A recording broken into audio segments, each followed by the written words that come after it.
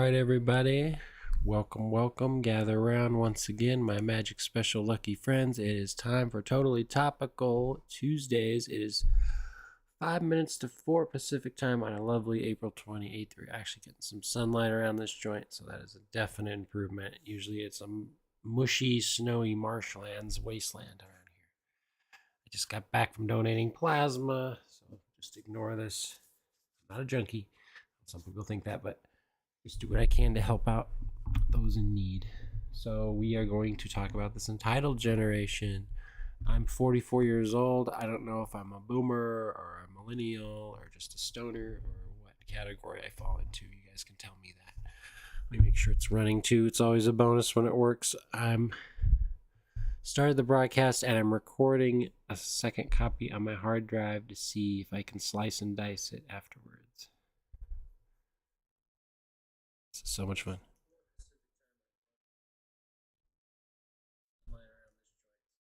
Definite improvement. Usually it's a bushy, snowy marshlands wasteland. So this topic was prompted by a comment that I read the other day.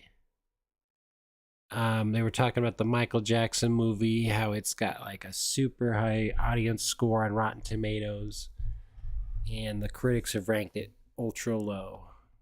And all these people are saying, see, this proves critics are washed up, their pieces are crap, the people matter. Well, I'm here to tell you that when I was in Blockbuster working there for so long, they let us have unlimited free rentals.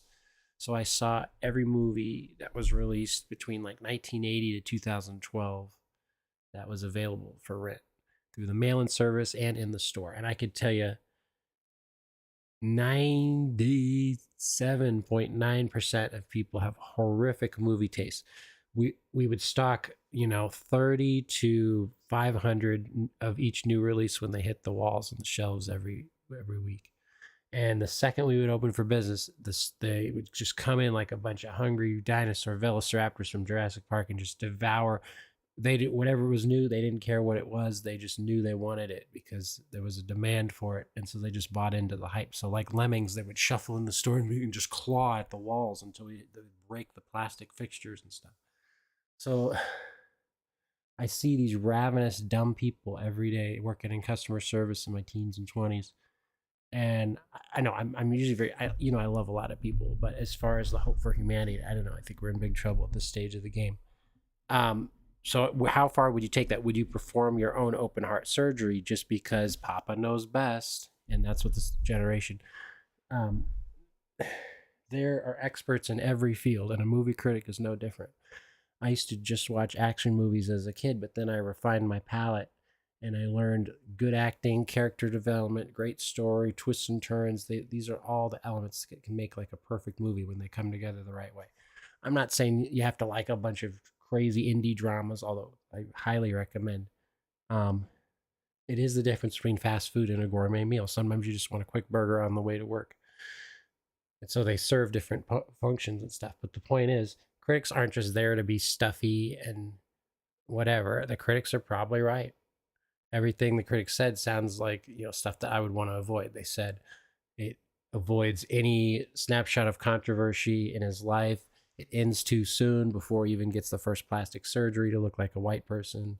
All these other flaws and problems. So, in my mind, that's a much more thorough analysis than some just knee-jerk reaction idiots, Discord mods on Reddit getting together and going, oh, it's cool, it's cool, groovy.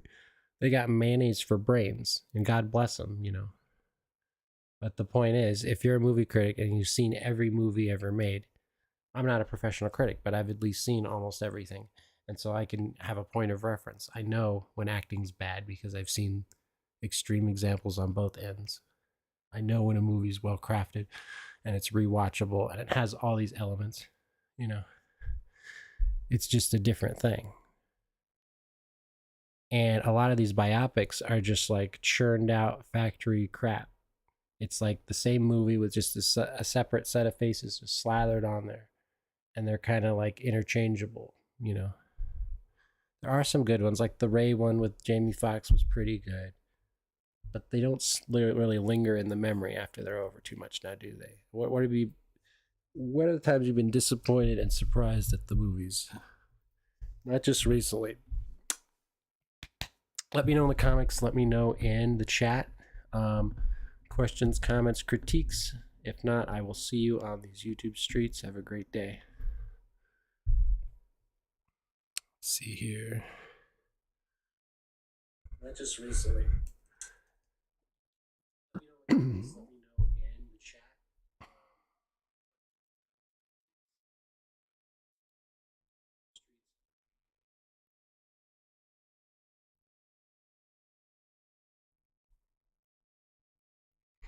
I guess I could talk a little bit longer. But yeah, that really set me off because back in my day we used to watch Siskel and Ebert argue, and it was so much fun.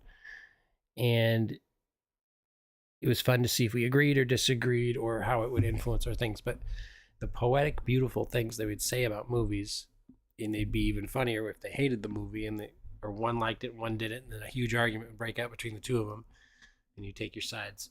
That was part of the fun. And now they're saying, oh well, critics now they get paid off to.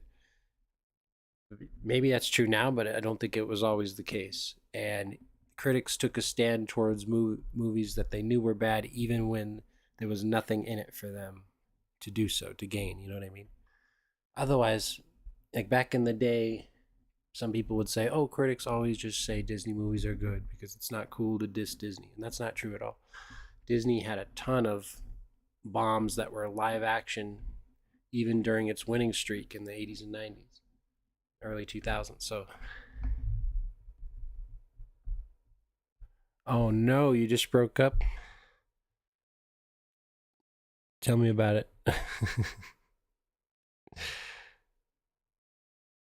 I have had dozens of relationships, and it's not a good or bad thing, just for the record. You can't put all your eggs in one basket going into the thing. You can't let someone absorb and become your entire universe. Unless you're like in your 50s and 60s and you've like tried like literally everything else and you're ready to settle in and you've gotten all the yayas out of your system and all the projects completed you wanted to do. See, I'm not ready to get married yet. I still have some things I'd like to accomplish just for fun and for structure and, to give my life some shape and some meaning and some blast.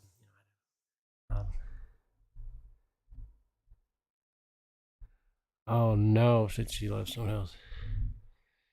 But I hate to say it, she was probably banging him or cheating on you even before you guys had the fight, because that's how women are. They're kind of sneaky about that.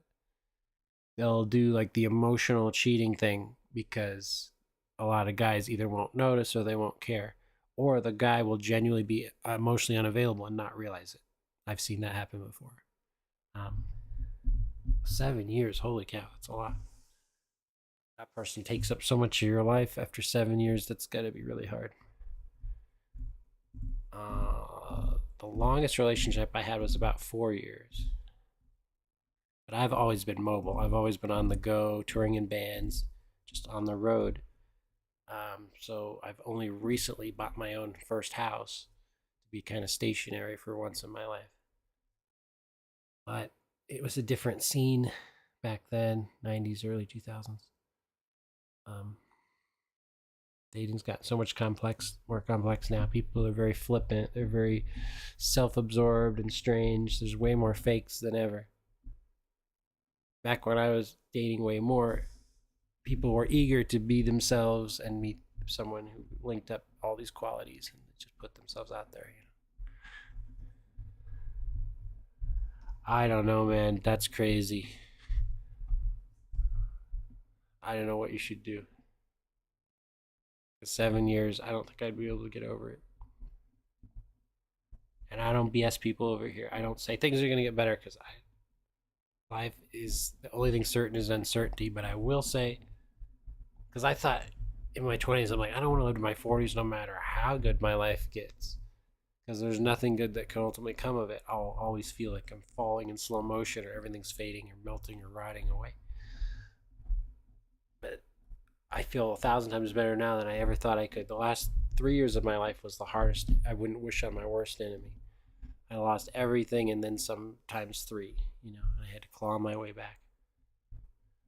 So it's been crazy. And so I've seen the highest highs, lowest lows. Whatever I can bring to my audience is golden. And yeah, hopefully the algorithm will start picking up my streams again. I can get out there. Last week there was 30 to 100 people in here, no matter what I was talking about. And I got a little spoiled. But anyway, sorry I wasn't much help. I do say you guys can ask me anything, so I have to be ready for it. But I'm just, you know, kind of an average Joe. I'm not like the ultimate relationship king of advice. Let's see here.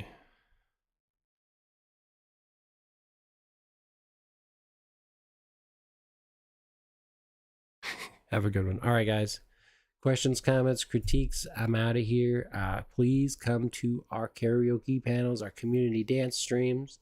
Come to our little jamboree concerts. It's very fun and it's not stuffy and stiff at all. We have a great time. We just crack each other up. Sometimes I'll write songs on the fly with your lyrics from the chat that you give me. Other times we do covers, originals, and comedy songs. I also do reaction videos to news stories like P. Diddy, Nancy Guthrie type stuff. So be on the lookout for those. I'm trying to learn as much as I can in this new medium and sharpen my chops, but it's all completely new to me. I'm broke. I'm just clawing in the dark, trying to make something work. Thank you guys so much for being here.